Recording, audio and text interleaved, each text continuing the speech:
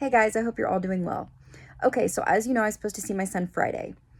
I did not see him. Me and his dad rescheduled for Saturday. So on Saturday, I talked to his dad that morning, my son and his dad, and he said, and his dad sounded high or tired, slurring his words. I don't know I'm sure I know. But anyway, so I call him out on it on the way to visit. I'm like, hey, because he's driving my kid. I'm like, are you good, like, to drive or whatever?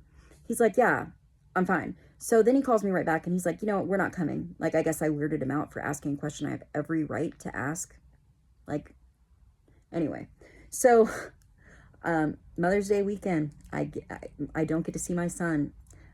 Lost my mom to fentanyl. Now I'm not getting to see my son because I asked if his dad was okay to. It's just like, wow.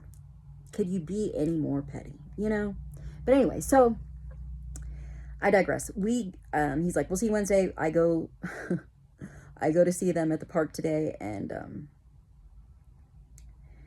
his dad says he's 2 weeks clean, and so, and listen, I want him clean, period. I don't care how long it's been, just like my friend April said in my previous video, a day, an hour, I don't care, just start somewhere, right? That's the whole point.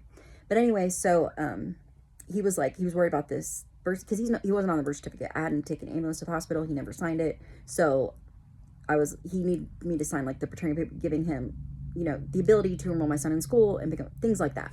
So I was like, okay, that's fine. I know you're his father, so we'll do it. So I ended up signing the piece of paper, which I was fine with because I want my son happy. My son is the priority here. I'm just really tired of like the back and forth and the unnecessary hate. But so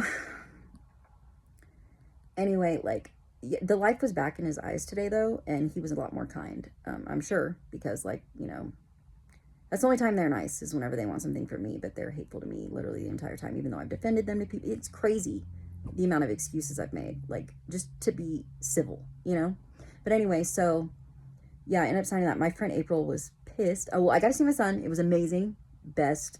I love him so much. But anyway, so my best friend, she was like, no, you shouldn't have done that. She told me ahead of time not to do it, but I did do it because I can't not see my son. I end up suffering, like my mental health suffers. So that's the issue I had with that. Now, like, I had information on him for months about, him selling fentanyl to the girl who was responsible for having my mom pick up the fentanyl that killed her.